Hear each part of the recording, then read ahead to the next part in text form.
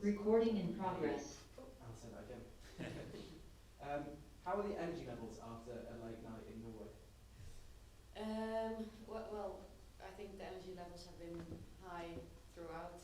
Obviously, you go up and down. You also need to recover and recharge, and both mentally and physically.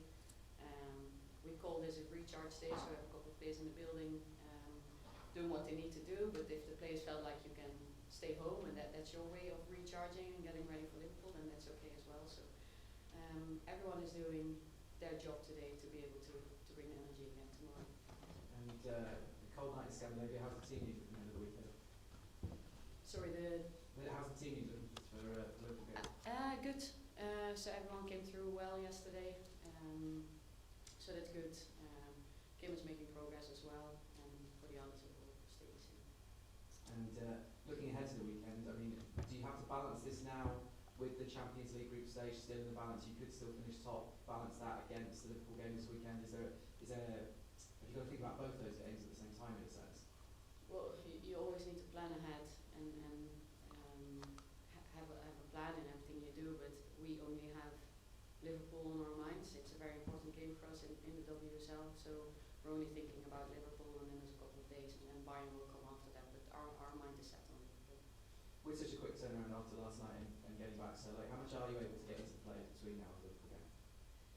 Like I said, there's a couple of players in the building today, so there's opportunities for some small chats and some feedback, but tomorrow will be the main day to get them ready. But I think there's quite some similarities between Vålerenga and Liverpool, so depending on what they will do, obviously Liverpool, they've been doing some different things, but no, I think one day for prep, if everyone comes in focused and high on energy, then that will be enough for us. Alessia Russo on 49 Arsenal appearances, probably safe to assume that she may well make her 50th at the weekend, and the form that she's shown for you, especially last night, but over the last few games as well, that must be so pleasing for what you're getting out of her right now. Yeah, Alessia is like most of the squad, like the whole squad, she's a player that works really hard. She's determined to get the best out of herself. You see that in training. She works closely with Kelly Smith as well in trainings and reviewing games. And I think players that have this mindset, this growth mindset, always want to become better. They will eventually become better. I don't think there's any other result, but where it's going to end, you don't know. But I think for Les, it's I'm very happy for her that all the work that she's been putting in, that it's coming off. And Liverpool, you mentioned they've been trying different things. Had a great season last season, started this season well, but finding life a little bit tricky at the moment. Do you put that mainly down to they're having a few injury problems? Yeah, I think so. That's hard for them. They're missing some key players, but I'm sure they're trying to find solutions and trying to find a way to perform well against us on Sunday. So we are prepared for a strong opponent. Thanks. Robert. Hi Renee, first of all just to talk about the momentum you have at the moment going into Sunday's game with Liverpool.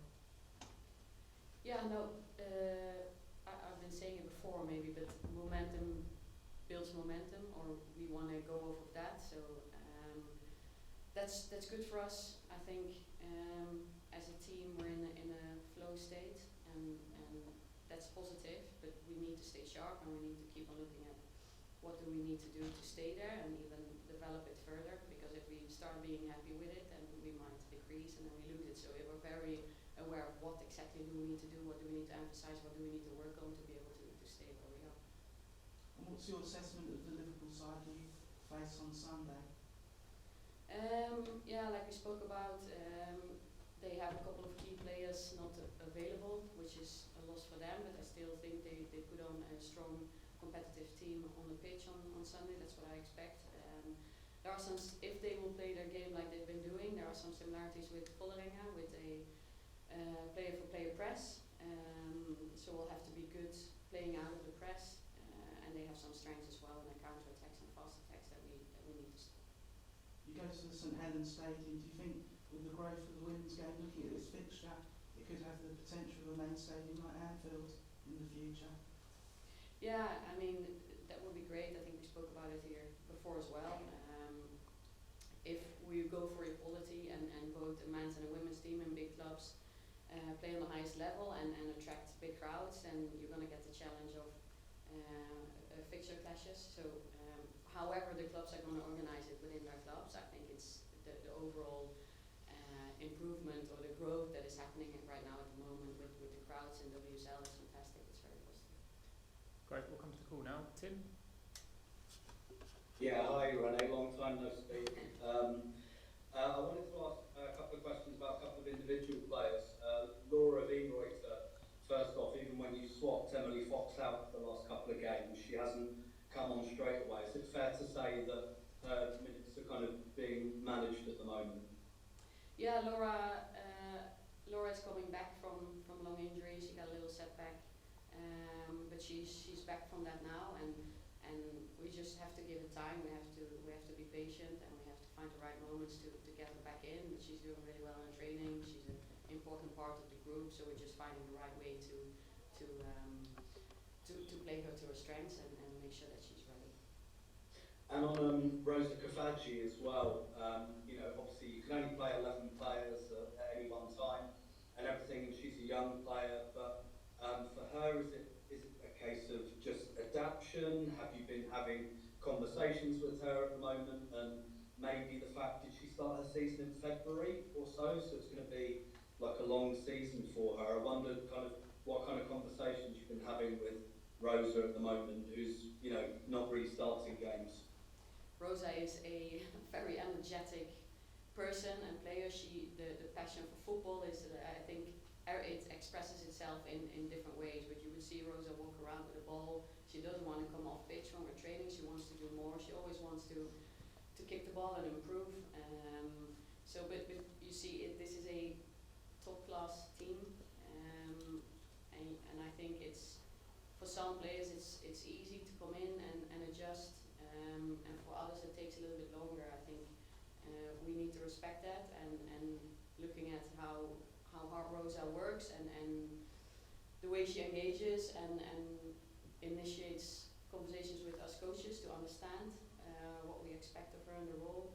That's the most important thing, and we believe a lot in Rosa. She has specific qualities that definitely over time are going to be very important for the club, and we do everything we can to help her get those qualities out. And can I just clarify quickly on team news whether Kim's going to be available for Sunday and whether we'll see Leah Volti before the Christmas break? Kim has been training. She wasn't with us in Norway, so we'll see these next today and tomorrow how she progresses. So she might be an option for Sunday. Leah Volti will be an option for Sunday. Thank you. Thank you. Thanks, Tim. Jamie? Hi Renee, hope you're well. Just the one from me, Renee. I just wanted to ask about Katie Reid and Freya Godfrey, obviously two academy projects that have come up last night, and Katie got a start and Freya got some minutes. Just what did you make of them, and how happy are you for them? We started Katie Reid because we thought she was ready. She's been with us for a while now. She performs really well in training, and you can see that she has the respect of the other girls as well. She's been growing in the group. We play her out of position yesterday. She's a centre back, so with all that in mind, her starting debut in Champions League in a position that's not her first position, I'm really happy with how she performed, especially in possession on the ball. I think she's very composed. I think she got a lot of passes and decisions right, positioning as well. So now very happy for Katie Reid. Freya Godfrey has been with us, training with us for a long time now as well, and she has specific qualities. She's very fast, explosive, also understands the game well, has qualities on the ball. So again, it was a nice opportunity to give her the Champions League debut as well. Brilliant, thanks Renee, good luck. Thank you. Thanks guys, we'll leave it there. Thank you. Thanks.